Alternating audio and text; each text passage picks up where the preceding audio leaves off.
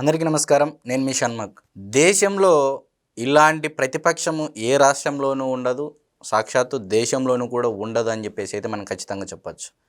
మరి ఎందుకు ప్రతిపక్షం ఇలాంటిది ఉండదు అని మనం అంటున్నామంటే, ఈరోజు ఆంధ్రప్రదేశ్ రాష్ట్రంలో ప్రతిపక్ష హోదా లేకపోయినా నాకు ప్రతిపక్ష హోదా ఇస్తేనే వస్తాను, సమయం ఇస్తేనే వస్తాను, మైకు ఇస్తేనే వస్తాను అని చెప్పేసి ఒకవైపు మాజీ ముఖ్యమంత్రి పులివెందుల ఎమ్మెల్యే అయినటువంటి జగన్మోహన్ రెడ్డి గారు ప్రెస్ మీటిల్లో వివిధ సందర్భాల్లో చెప్తూనే ఉన్నారు. మరి ఈరోజు ఆంధ్రప్రదేశ్ రాష్ట్రంలో శాసనసభ, శాసన మండలి మీకు తెలిసిందేదే. శాసనసభలో మెంబర్ ఆఫ్ లెజిస్లేటివ్ అసెంబ్లీ సభ్యులు ఉంటారు. మరి అదేవిధంగా శాసన మండలిలో కౌన్సిల్ మెంబర్స్ ఉంటారు. మరి ఈ తరహాలో మీరు ఎప్పుడైనా ఏ రాష్ట్రంలో అయినా చూసారా?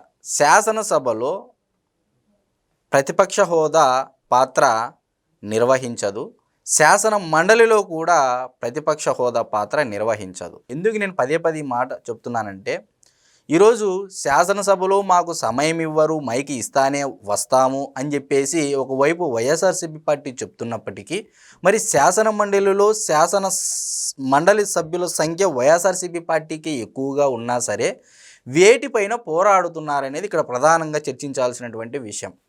మరి మీకు తెలుసు, తోట చంద్రయ్య గారి యొక్క కుమారుడిని కేవలం జై జగన్ అనే ఒక పదం అనలేదు అని చెప్పేసి పట్టపగలు నడి రోడ్డు మీద కోడిని కోసినట్టు అతని గొంతును కోసిన మాట వాస్తవమా కాదా?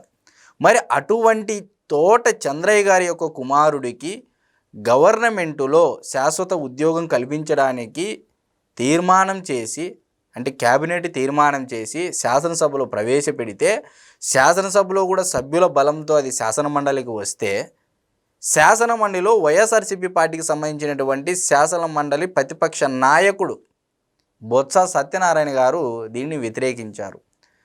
ఈయన చెప్తున్నటువంటి మాటలు ఏంటి అంటే, ఈరోజు తోట చంద్రయ్య గారి యొక్క కుమారుడికి ఉద్యోగం కల్పిస్తే రేపు రాబోయే రోజుల్లో ఇంకా హత్యలు జరగడానికి ఎక్కువ ఆస్కారం ఉంటుంది, మాకు జాబులు వస్తాయి కదా, ఉద్యోగాలు కల్పిస్తుంది కదా ప్రభుత్వం అనే హామీ వాళ్ళకు భరోసా దక్కుతుంది. కాబట్టి ఒక బీసీ సోదరుడి యొక్క కుమారుడు తోట చంద్రయ్య గారి యొక్క కుమారునికి ఉద్యోగం కల్పించడం అనేది వైఎస్ఆర్సీపీ పార్టీ వాళ్లకు నచ్చలేదనేది క్లియర్గా అవుతూ ఉంది. ఈరోజు హత్యలు గావింపబడితే ప్రభుత్వాలు ఉద్యోగాలు ఇస్తాయని ఏదైతే మాట చెప్తున్నారో బొత్స సత్యనారాయణ గారు, ఆ భరోసా వస్తే ఇంకా హత్యలు ఎక్కువ అవుతాయి అంటున్నారు. హత్యలు చేసిన వాళ్ళు ఎవరండి? మీ పార్టీ వాళ్ళు కాదా? వైఎస్ఆర్సీపీ పార్టీ వాళ్ళు కాదా? ఈరోజు అదే బొత్స సత్యనారాయణ గారు శాసన మండలిలో కాఫీ గురించి పోరాడతారండి. క్యాంటీన్లో, అంటే అసెంబ్లీ క్యాంటీన్లో ఒక రకంగా ఉంది కాఫీ, మండలి క్యాంటీన్లో ఒక రకంగా ఉంది కాఫీ అని చెప్పేసి కాఫీ కోసం పోరాడేదానికి ఇతనికి శాసన మండలి ప్రతిపక్ష నాయకుడు హోదా కావాలి అని చెప్పేసి అడుగుతున్నారు. సిగ్గుండాలి. ఇంత సీనియర్ నాయకుడు ఈరోజు కాఫీ కోసము కొట్లాడుతున్నారు. మరి మీకున్నటువంటి కంపెనీలు, మీకున్నటువంటి ఆస్తులు ఏమయ్యా? క్యాంటీన్లో తాకపోతే బయటికి వెళ్ళి తాగచ్చా లేదా? మీరు స్తోమత లేని వల్ల. అంటే ఏ స్థాయిలో వీళ్ళు శాసనసభలో ఏమో మేము సమయం ఇస్తే వస్తాము, మైక్ ఇస్తే వస్తాము, నాకు ప్రతిపక్ష హోదా ఇస్తేనే వస్తామని చెప్పేసి ఊదరగొట్టినటువంటి వైఎస్ఆర్సీపీ పార్టీ ఈరోజు శాసన మండలిలో వాళ్ళకి సభ్యుల సంఖ్య ఎక్కువగా ఉన్నా సరే వేటిపైన చర్చ జరగాలండి? ఈరోజు విద్యుత్ సంస్కరణలు, వైద్య శాఖలో జరిగినటువంటి ప్రక్షాళన, విద్యాశాఖలో జరిగినటువంటి ప్రక్షాళన, మరి మొన్నటిదాకా ఎరువులు రాలేదు రైతులకు అని చెప్పేసి గోల చేసినటువంటి మీ పార్టీ వాళ్ళు ఈరోజు శాసన మండలిలో మీకు అంత సమయం దొరికితే ఇలాంటి విషయాలపైన, ఆంధ్రప్రదేశ్ రాష్ట్ర ప్రజల సమస్యలపైన కానీ పోరాడాల్సింది పోయి కాఫీ కోసం పోరాడేదానికి మిమ్మల్ని శాసన మండలికి పంపించాలనా అని చెప్పేసి ఈరోజు ఆంధ్రప్రదేశ్ రాష్ట్ర యువత తరపు నుంచి మేము అడుగుతూ ఉన్నాం. అంటే ద్వంద్వ వైఖరి.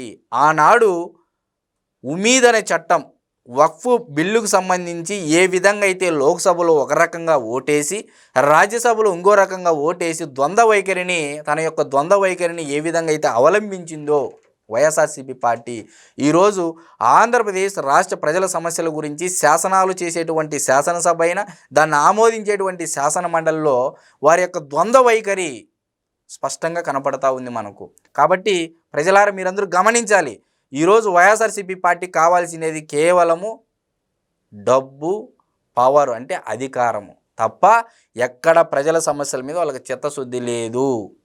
ఈరోజు ఫీజు రింబర్స్మెంట్ అన్నారు, 5 సార్లు ఫీజు ఫోర్ అని చెప్పేసి వాయిదా వేసుకుంటా లాస్ట్కు ఈరోజు 1600 కోట్ల రూపాయలు ఫీజు రింబర్స్మెంట్ బకాయిలు విడతల వారీగా ప్రభుత్వం ఇప్పటి వరకు 3 సార్లు విడతలుగా చెల్లించింది. 4000 కోట్ల రూపాయలు బకాయిలు పెట్టి జగన్మోహన్ రెడ్డి గారు వెళ్ళిపోతే ఇది శాసనమండలిలో చర్చకు వస్తే ఏమని సమాధానం ఇస్తారని చెప్పేసి మేము అడుగుతా ఉన్నాం.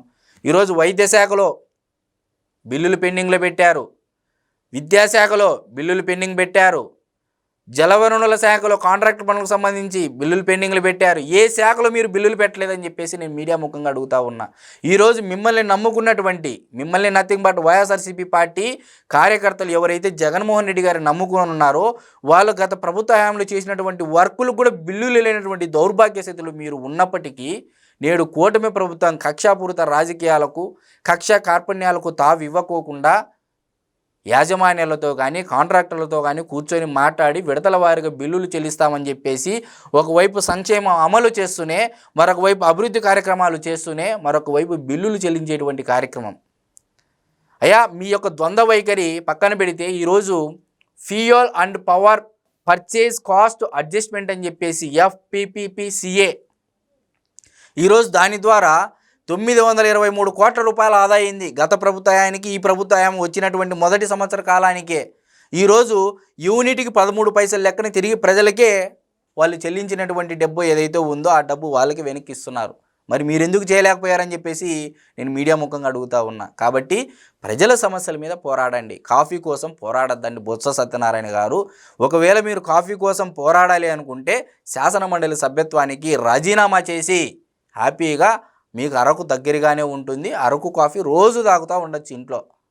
ఏంటండి శాసనమండలిలో ఇంత సీనియర్ నాయకుడు అయ్యిండి కాఫీ కోసం పోరాడుతున్నారు. ఏం చూసి నేర్చుకోవాలి నెక్స్ట్ వచ్చే జనరేషన్ అటువంటి నాయకులు, మీలాంటి సీనియర్ నాయకుల్ని చూసి అని చెప్పేసి నేను మీడియా ముఖంగా అడుగుతూ ఉన్నా. కాబట్టి ప్రతిపక్ష హోదా ఇస్తేనే వస్తాము, మైక్ ఇస్తేనే వస్తాము, సమయం ఇస్తేనే వస్తామనేటివన్నీ శుద్ధ అబద్ధాలు, ఇవి ఒక కుంటి సాకులు అని చెప్పేసి శాసన మండలి వేదికగా బొత్స సత్యనారాయణ గారు చేసినటువంటి పోరాటం ఏదైతే ఉందో కాఫీ పోరాటం, దాని సాక్షిగా మనకు తెలిసినది ఏంటంటే వీళ్ళకి ఎక్కడ ప్రజల సమస్యలు. ఈరోజు తోట చంద్ర అయినటువంటి ఒక వ్యక్తిని క్రూరాతి క్రూరంగా హత్య గావింపబడితే ఒక బీసీ సోదరుడి కుమారుడికి జాబు ఇస్తే ఓర్చుకోలేనటువంటి వీళ్ళు నా బీసీ, నా ఎస్సీ, నా ఎస్టీ, నా మైనారిటీ అంటారు.